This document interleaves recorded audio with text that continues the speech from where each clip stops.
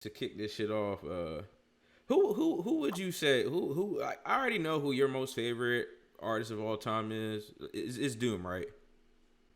Doom is it's a tie. To be honest, it's out of Doom and Tyler, and I'm gonna say Doom just because without Doom, I don't think that Tyler would be who he is. So we'll go with Yeah. that. So you already know. Like I already knew that your favorite of all time was Doom, and I already know your favorite right now.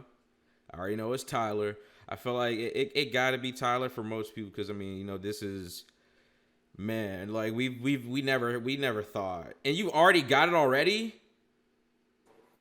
We never thought that this would be the person that would be doing these kinds of moves in this generation. I feel like we should take it back to 2011 a little bit. Like when we had first seen that Yonkers video, like did you think that that kid in that button-up shirt and that cap would be regarded as literally one of the most talented rappers, like one of the top 5 rappers in the last decade? To be honest, man, I don't think anybody could have. I think Tyler should be credited for easily making one of the biggest pivots in rap history, one of the biggest rebrandings in rap history, and the best rebrand to me because it was still Tyler. Like I've been a Tyler fan since around the bastard time, back when people were on blogs and shit. I'm 30, nigga old. Me and Tyler around the same age. So I get like a whole bunch of when the shit came out, I instantly heard like French. Then once like all that other shit happened and Goblin comes out. Once Goblin comes out, people hear Yonkers first. So everybody thinks he's a satanic, weird, evil nigga. Then he makes a song like She, which is still today a classic banger. Just he was talking about a lot of evil shit the young Tyler would talk about. If you listen to his new shit now, you can hear that shit in old songs like Tree Home, Beamer. You know what I'm saying? It's a lot of analog. There's a lot of slow songs where he brings it in. But Tyler had the biggest pivot anyone's ever seen. This dude used to not be able to go overseas. There's a lot of countries he couldn't go to. Tyler used to literally like his only features he had was with Pusha T. He ain't like nobody. It's definitely one of the coolest in history. But I'm not biased. I mean, you spitting facts because I'm looking through a multitude of list of artists that obviously we've seen be great, and many of these artists really haven't really had, and that's nothing bad on them because these artists were on fire from the jump. Like Kanye, he was on fire from the jump. Like he hooked Yes. up with obviously Jay-Z. Helped produce some of his tracks on the Black album. Kendrick hasn't really had a rebrand. Obviously Kendrick has changed his style of rap over the years, but it's really nothing different. Then we got Nas. Nas is always like all of these guys have never came from a background where they said some crazy controversial ass shit. Like not many people can say like, oh, I went on an album and said rape a pregnant bitch and tell my friends I had a threesome. Like many of these artists ain't gonna say that shit. But Yeah. this nigga did it, and we never thought that that 17-year-old, 18-year-old kid would then pivot over and like be one of the most creative minds in music. Agreed. And we also never thought that that 17 and 18-year-old would release a deluxe album and sell 70K off a fucking deluxe album. Oh, it's so insane. I was talking to Miles earlier, just kind of about just how crazy it sounds. 70K for a deluxe is better than a lot of people's albums. That's Like ridiculous. That's Tyler the ridiculous. Creator sold more than who was it? Who was it too that I said? He sold more than where's it at? Where is it at? Oh yeah, he Don sold Tolliver. more than Ramona Stole My Heart by Vince Staples and Melt My Eyes, See Your Future by Denzel Curry. Two albums we both had in our top albums last year. They were in a lot of people's top 10 albums. He beat him and still had about 20 grand on the side. And I Beat also out want Don to Tolliver's last album. Like, clarify that obviously everything about numbers, but in terms of how impressive that is, like this, we don't. When was the last time you heard of Deluxe selling this much? it's supposed to be the throwaways. These are supposed to be the, oh, you want more music? I don't have an album yet, but here are these we didn't put out. That's what your deluxes are usually. And your And bonus tracks are when they want to try new shit. and this should show artists, bro, you don't have to fucking drop a deluxe 2-3 fucking days later that should drop your album. Like, if your album is good, let that shit sit for like a year and a half, a few months. And then if people enjoy your album, they gonna want more from that album. And that's what this Facts. nigga did. Everyone enjoyed Call Me Forget Laws, and this nigga was like, you know what? It's been 2 years. My rollout is about to start again. Let's go ahead and just drop these few throwaways. Because, dude, nigga already had the music videos ready. So this nigga already had this shit planned because these music videos didn't just fall out of thin air. Well, So, I will say this. Sometimes a lot of artists like Tyler, they have videos they make and don't put out. yeah, Sometimes they have videos where they're like, all right, let's put this on the album. Then last minute they just take it off the album, but they already had the video out because when they were going to roll it out, it was going to come out with the song at the same time. So yeah, sometimes that do happen. In Tyler's situation, at least it was half of that. It would if he probably did do all these videos right now, just because of the ideas. Like Sorry Not Sorry was done this year. yeah, Like he like some like Dogtooth could have been old. Something yeah, like Wharf Talk could have been old, but and then Heaven to Me was definitely recent. He just did that. yeah. Like I feel like, and the eight of seven, those seven songs, like, really, like, if those joints were on that album when it first came out, oh my god, that would have, like, if the Sorry Not Sorry was on there and the Dogtooth was on there when it first came out, oh my god, that would have took it to whole other heights. But still great regardless. Like, 100%, I 100,000% understand why it has 70K, because the album is back in my rotation again. I've already played the deluxe in total, since I got my last FM set up. Like, I already got 42 plays on it, so I've really been enjoying it. I already knew that it was gonna be right back into my rotation because of how much I loved it. But those seven songs made it even more the reason, like,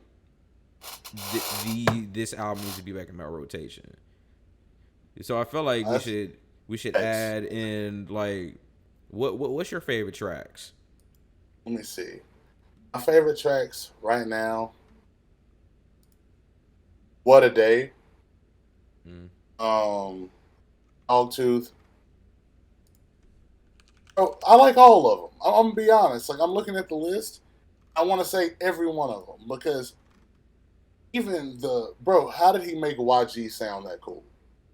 You know Yeah, what I'm saying? Like Tyler is an enhancer, bro. He makes everybody sound better. And like the dude, you look at like Heaven to Me. That's a Kanye beat. You can tell from the first sample and read that sample. That's a Kanye beat. But I thought that was sick. The fact that What a Day was a Mad Lib beat, which is going to a lot of different people and going, yeah, I can rap on other people's shit too. It ain't just mine. And I thought that was a pretty talented thing. And hopefully he'll do that more on this next album. Kind of just show himself like, man, imagine Tyler on a Metro Boomin beat. Like what the fuck does that sound like? yeah, Something completely produced by like Pharrell. Even though it's in his wheelhouse, that still would be cool. Picture a Pierre Bourne song with Tyler on it. mm. It's just a weird world he could be in if he just go, hey, fuck it, let me rap on everything else. And If he'd I make it work. gun to my head, pick one song, have to get rid of the rest. Sorry, not sorry. It's got to be it, bro. What? And I hate to say that. Why, I hate. bro? Why? You gotta explain, bro. So I'll just explain. it and the video, because the love for it I have and the video connected to it, it just makes a lot of sense. So like, you know what I'm saying? You can see like the video starts off right. He's got all the different versions of Tyler from bastard and up. People don't know. People think it started Goblin. No, he even starts from like the Ace all the way up. So, which is funny because Ace is one good move. So he ends up doing that. While he's rapping, he's apologizing to everybody.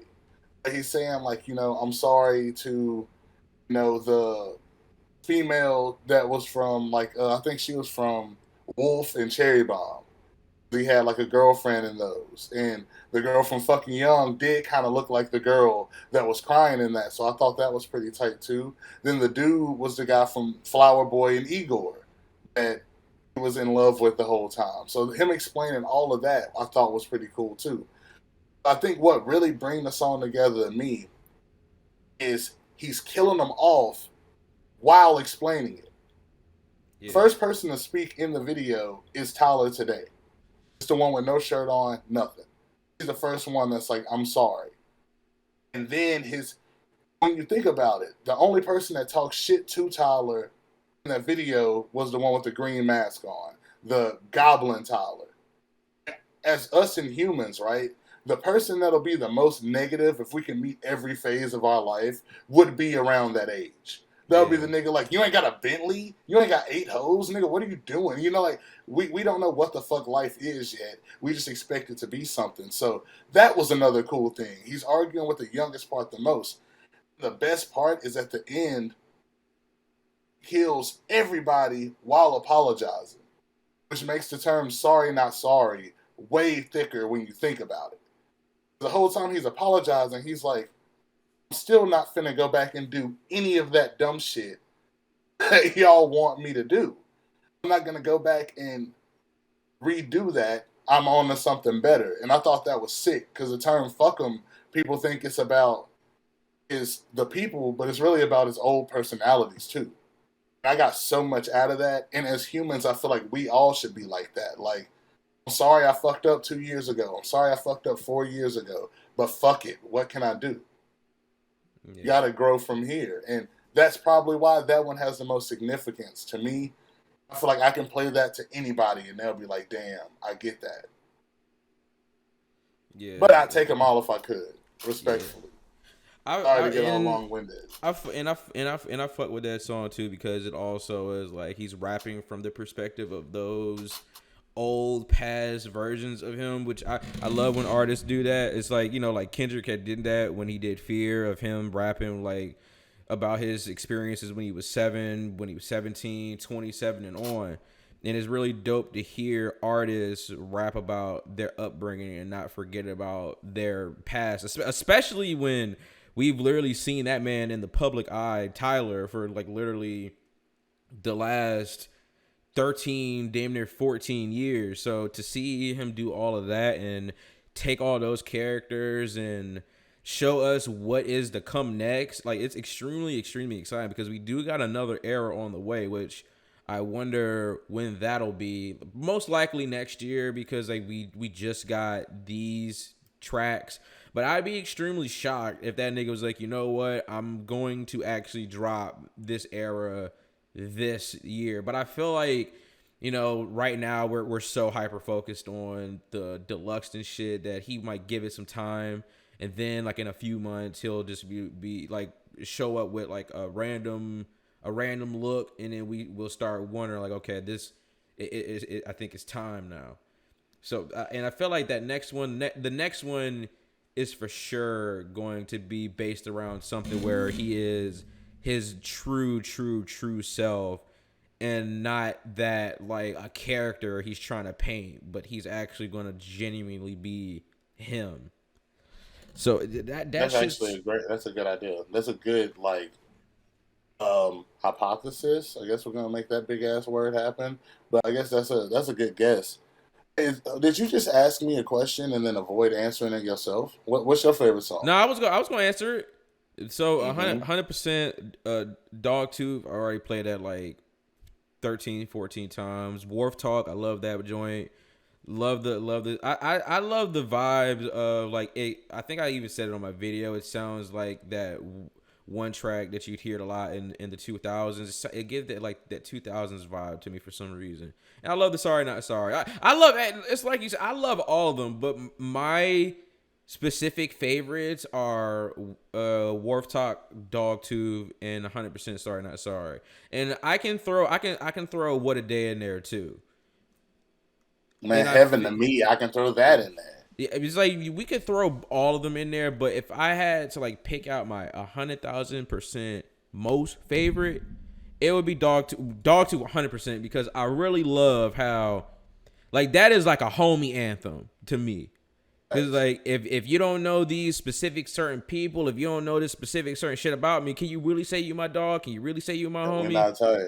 Yeah, we're It's not like tight. I really love that song, and the Sorry Not Sorry is just, I just love how this nigga is. He's not apologetic like how all these other people in the industry would be. Like they be all scared, like, oh, I'm sorry, I didn't mean. Like this nigga's like, I'm sorry, but I don't give a fuck. I'm moving past all this shit. Like that's the old me. Like I don't give a fuck. Like I did certain shit when I was younger, but just because I did certain shit when I was younger doesn't mean that defines who I am now.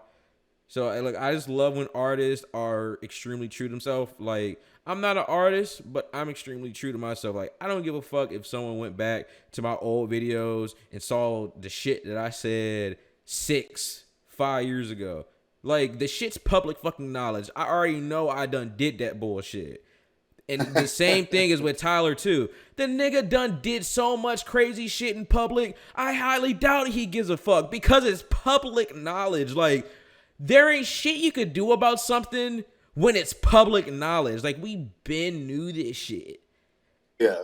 And it's like, it's like don't be one of them niggas to go against something you did in the past when it's public knowledge. Like that's you. And as long as you've grown from it, then it really shouldn't fucking matter. Like that's why all the shit that I've done in the past, like I don't care because I already know that I've grown. I already know I've said ignorant ass shit. Like we all can but it's like you said earlier, when you around the age of 20, 19, you gonna say some dumbass shit. You gonna say some dumbass shit. There ain't no perfect 19-year-old. There ain't no perfect 20-year-old. There's no one perfect. There's no one perfect. But in terms of common sense, once you get up there in your 20s, you will have a lot of common sense to not say or do that dumbass shit with no excuse. So, no facts. I think he does a really good job on this album of kind of just doing a lot of flexing on rappers more than anyone. and see, Flexes on a lot of rappers. and this is why he's my favorite. Like he's like up there with my favorites right now. He flexes, and you know that he's dead ass serious. All these other rappers, you can't really tell. You can tell like it's kind of a facade. But when that nigga posted that jelly bean jalapeno white interior Rolls Royce, that's when I was like, yo, this nigga really lives these kind of lifestyles. Like he actually be drinking pina coladas on a fucking beach.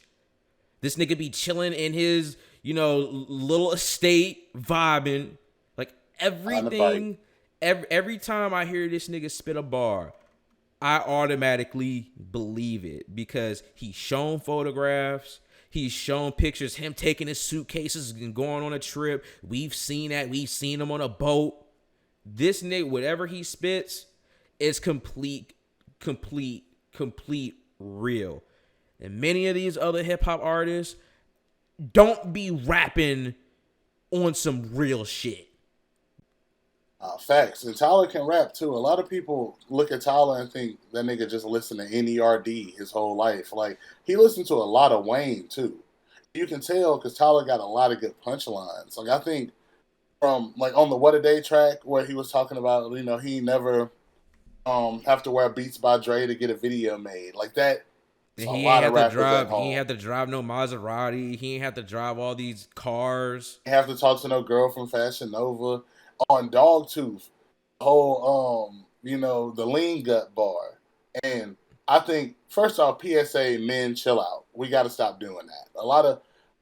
I know too many men that have never touched a woman So I don't think as a whole we have a big enough percentage to tell them what to do. So with T, I rock with that one.